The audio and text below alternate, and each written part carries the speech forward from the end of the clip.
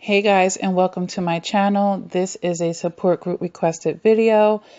Um, just my little disclosure. It may feel a little bit like science class in this video, but this is good because, we need to constantly be expanding our mind so that we can get a full picture of things, all right?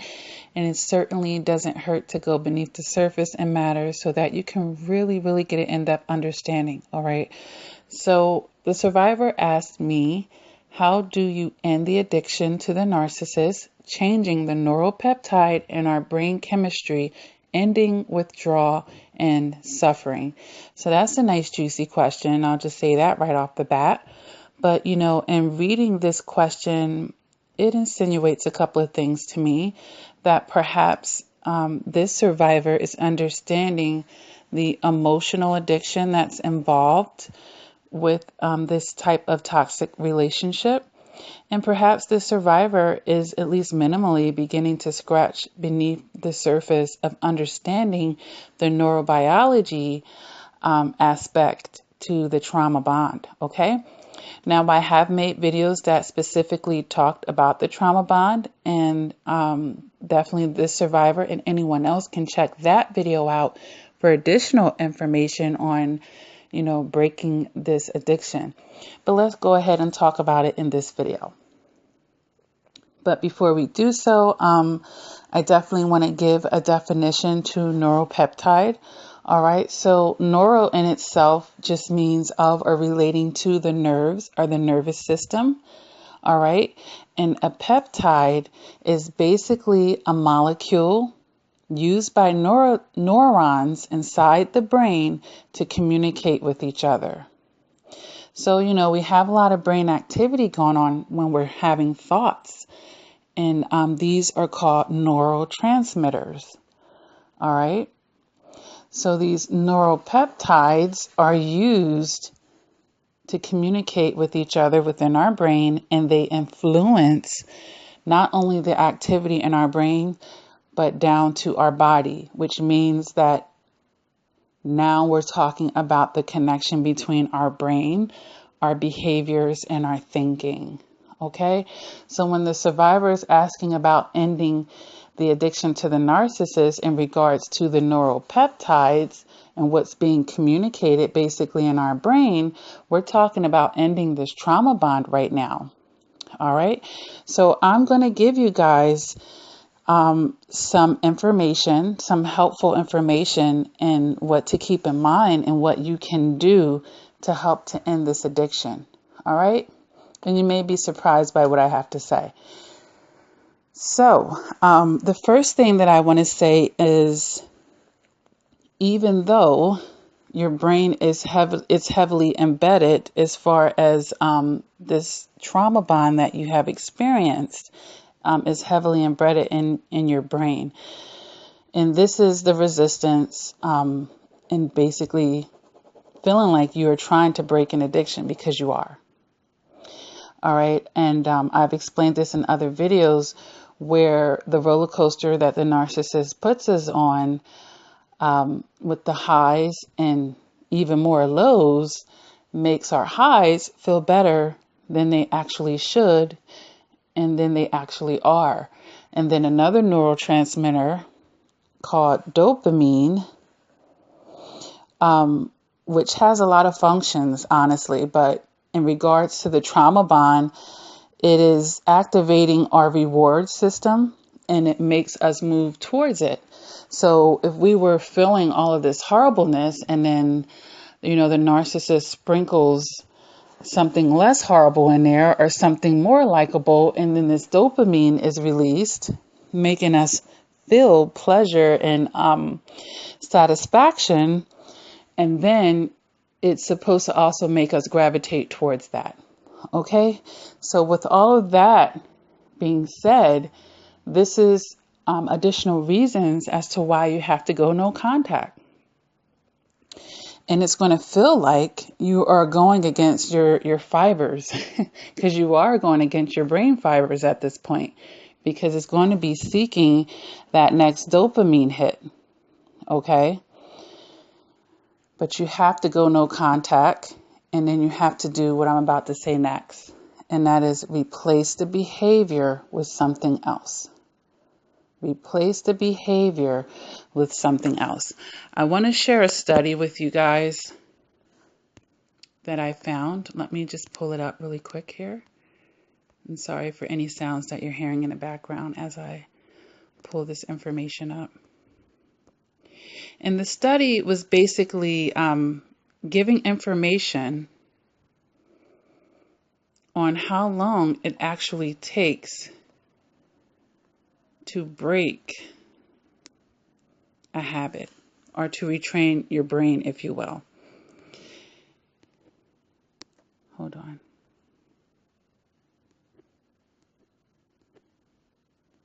I think I closed it, but I remember enough of it to just go ahead and talk about it. So, you know, they took a pool of people and they wanted to understand, you know, this 21 days, does it really take just 21 days to form a new habit? And they found that wasn't quite the case. And that this number was actually generated from a plastic surgeon who said that it took 21 days for his patients to begin to recognize their new face. So, you know, right off the bat, it's like, was that really the credible source to make the end all be all number? But what they found is this number really fluctuated for people. And on average, it took people 66 days to form, you know, new, healthier habits, or, you know, as far as breaking the other one and being able to successfully replace it, it took 66 days on average. So that was the on average, but people fell in between 18 and 256 days or something, you know, almost 100 days shy of a whole year. So, you know, everybody cannot be put into this cookie cutter category. All right. So when you're going no contact, it's going to be very important to replace whatever the activities that you were doing with the narcissist. If they ate up all your time, you have to fill the voids. And I know that anyone that has listened to my channel for even a little bit of time has heard me say this quite frequently: fill the voids. Because when you're sitting idle and you have an addiction like that, you know, you're just giving those neuropeptides lots of time to be thinking about what you're not doing or the things that you used to do. But if you're replacing it with another behavior, you're creating a new pathway so that you can not overwrite what used to happen, but make it dormant. Okay, so that's the realistic expectation here. Your brain hasn't forgotten the trauma that you experienced. They haven't forgotten what this person triggered in you, and especially early on. It hasn't forgotten that. But you can replace it, like I said, with another behavior and begin to activate other neuropeptides and have those ones being the dominant ones, therefore making the old behavior, you know, passive, more and more passive as time goes or as time passes. Okay. And this is a great thing. Something else to keep in mind here is that same study showed that people were able to make the change a lot more substantially when they actually really agreed with the change, as opposed to doing it because Coach Lakia told me so, for instance. My family is pressuring me, for instance. But when people actually really wholeheartedly believed, you know what, it's time for me to make that change. You know what, I really have reached my fed up point. You know what, I'm really ready to do the work now. You know, when they really got into those sincere places, it was a whole lot more successful and faster for them to create those new neural pathways. Okay, so to answer that survivor's questions, are we going to be changing the neuropeptides in our brain chemistry, Well, yes and no. Yes and no. We're going to be changing the ones that we're activating and making those old ones become more submissive and dormant in the background. That's what we're going to change. And by doing that, yes, it will overall change your brain chemistry. And as you pull away from that old way of thinking, from that old way of behaving, yeah, it is going to put an ending to that withdrawal feeling and your suffering, because your perceptions are going to be changing. All of a sudden, you're able to step out of that addictive way of thinking that, you're not getting your fix, and you will see that that wasn't a fix at all. That wasn't a fix at all. Just like anyone that's battling with an addiction to drugs and even alcohol, they're consuming this stuff to escape, a reality, a hurt, something like that. And once they're done, all their problems are still there. Or they're taking this drug because they feel like it makes them feel this euphoria for a few moments. And then once the high is gone, like, you're back to reality. So what did you really escape here? All right. So ending the addiction to the narcissist is going to require you to go no contact. So we're just saying no. And what are we saying no to? The toxicity. We're saying no to the games, the abuse, the manipulation, the lies. So just say no to this emotional addiction, just like you would have to just say no to the alcohol and the drugs. So you're going to go no contact, and you're going to get a replacement behavior, and you're going to find a way to work with yourself psychologically so that you can be doing this from the most sincere place, and not just because, oh, Coach Lakia told me to. But if you have to start out that way, it is what it is. But hopefully we can, graduate from that so that you'll be able to sustain the no contact. All right. Because breaking that no contact is the biggest trigger you can do to your neuropeptides, because you're putting yourself right back into that situation for those neuropeptides to be reactivated and become the dominant ones again. You see what I'm saying? So I've said this in other videos. The brain doesn't forget what you did here.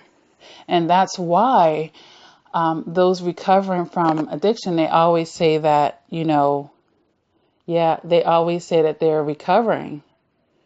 They won't ever say that it's completely over, because your neuropeptides always remember that. And they know that if they go back to drinking again, they will be right back in their addiction again. Their brain is going to remember, it's going to be reactivated, and all of their hard work, now they got to start back at a day one again. The same thing for you every time that you break your no contact with a narcissist, and then those lows seem to get lower and lower, don't they? Because you're creating even more neuropeptides for that situation. Okay? So I hope that this, is helping that survivor understand what's going on here. So we're not, getting rid of those old neuropeptides per se. But like I said, realistically, what we can do is have them become dormant, and be real passive in the background, basically. And that is, the best thing that we can do. All right. I'm looking over my notes here to make sure that I mentioned what I needed to. Yeah, I think I pretty much hit it, guys. So if this video resonates with you, go ahead and hit the like button. If you haven't done so already, please feel free to subscribe to my channel. I do upload videos on a regular basis. There's always something that you're going to be able to learn here on this channel. There are over 400 videos here to help you understand narcissistic abuse, toxic relationships, and psychology, your shadow work with yourself, help you increase your emotional maturity, and etc., etc., really. I put them in a playlist to help you find different topics. Just take what you can to help you on your journey. Great ways to support the channel is to always like the videos, leave comments, share the information. They don't teach emotional maturity in school. They just don't do that. All right. With that being said, I do have a support group over on Facebook, and that's under Lakia Reflection and Progression Crawford. Inbox me and let me know that you are a survivor, and I'll let you into the group. All right. For those of you who want to make that investment in yourself, I do offer coaching. I do voice calls, I do FaceTime, I do Skype, I do email coaching, and I even have a texting package or texting support now. You can check that out on my website, lakiacrawford.com, and, set yourself up with the support that you need to help you go to the next level of the healing process. And I will say that people get results with me from day one. Sometimes we go to traditional therapy and, they don't even really understand narcissistic abuse. So you're doing it for months without much, healing. People come to me in one session and they're like miles ahead of the game. All right. Because that's the goal. All right. To help you get healed and go to the next level. All right. With that being said, guys, thank you for tuning in. And as always, guys, please take care.